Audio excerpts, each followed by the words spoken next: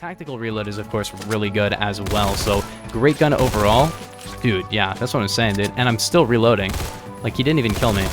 Alright, so hello gamers and welcome back to another video. So normally I wouldn't really make a video on just a small update for the test place, but this one is really weird. It might change one of the most beloved guns in Phantom Forces. Make sure to watch until the end and like the video if you have not. But right now I am in my test play server in a VIP because I wanted to talk about what they did to the MGV 176. If you guys haven't seen my video on it, I recommend you go check that out and then come back to this video because they did something very interesting to it that might change it in a massive way that not a lot of people will like. And that is basically, it has a little bit of aim choke to it. Basically, when you fire this gun, there will be a little bit of spread to it. Now, in close range, this won't be a massive deal, but as you can see over range, the gun is going to have a little bit of base level inaccuracy to it, which is really goofy. Not gonna lie, as you can see, like, there's a little bit of inaccuracy. This paired with the actual recoil of the gun will make the gun a lot less accurate.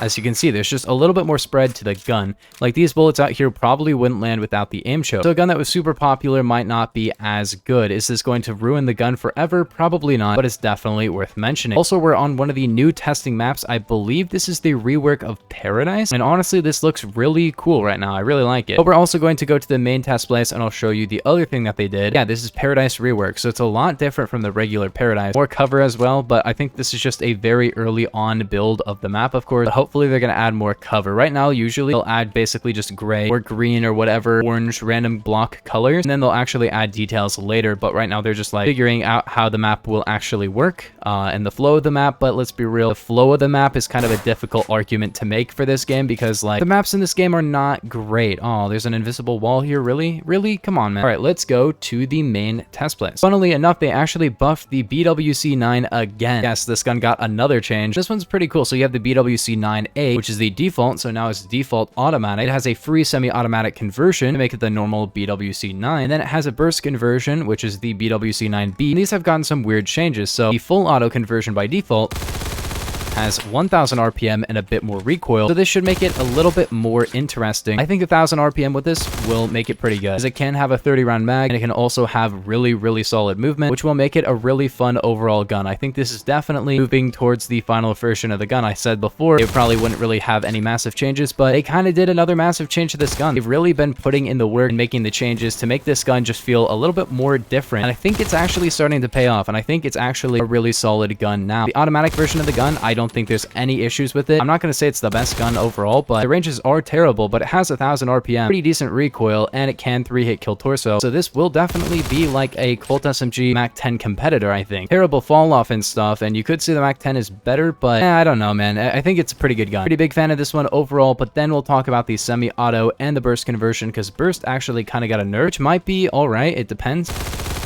See, pretty good range. Well, not good ranges, but like it has decent ability to kill over like medium range, even though the range is terrible. Like the actual damage ranges are horrendously bad. I mean, this drops down to 15 damage at 75 studs. It does have a torso multi, but like that's not going to make up for it that much. It's still going to be like a 7-hit kill torso, maybe even an 8-shot kill if you're hitting like limb shots, but really bad min damage, but definitely not a long range weapon. That's what I'm saying about the range. Like that wasn't even that far, like 100 studs, and it's still doing like min damage type damage, you know? So it's kind of bad that it does that, but whatever. Then you have semi-automatic, which is about the same as before. It's probably fine. I mean, I won't be using it, but it definitely has a reason to be used. Then you have the burst conversion, which is at 1100 RPM. However, it actually got a nerf, and you're probably like, uh-oh, is the damage worse or something? No, basically, it doesn't affect your range anymore. Before, it didn't affect your range, and now it doesn't affect your range. But before, the semi-auto with a good range was the default gun, and the auto would lower your range, but, you know, with that attachment. But I don't know if they forgot that that was a thing, or they just decided, you know what, this is going to have terrible range. Either way, yeah, it has really bad range. I don't know. I think this is going to be pretty bad now. I mean, you can use it. It just...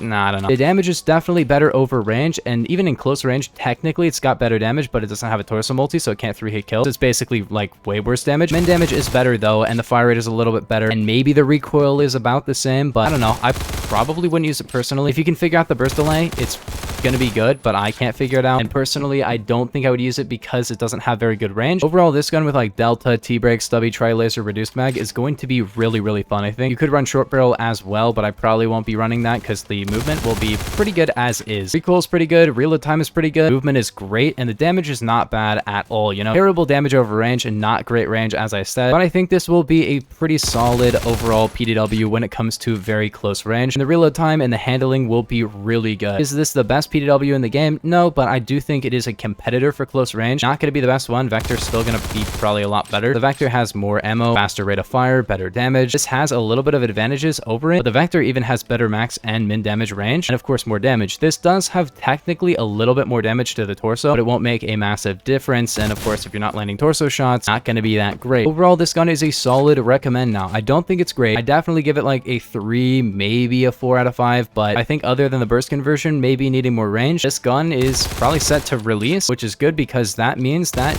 the other two are probably set to release as well. The aim choke thing on the MGV, a lot of people I've seen are not liking that one at all, so that might get reverted. We'll have to see. But yeah, people are like, I don't want the MGV to get nerfed in this way, maybe a different way, but not this way. I think maybe the MGV needs like a slower reload time or something, because, you know, it has a lot of rounds. Even if it's 22, it's a very large magazine. Hey, I really like the, as you can see, reload time. The empty reload is super great. This one still has a 2.4, which is, you know, faster than a lot of guns' tactical reload, which is great. And the tactical reload is, of course, really good as well. So great gun overall. Dude, yeah, that's what I'm saying, dude. And I'm still reloading. Like, he didn't even kill me. But yeah, if you guys did enjoy, make sure to like and subscribe if you're new. I'll see you guys in the next one. Peace. Have a nice day.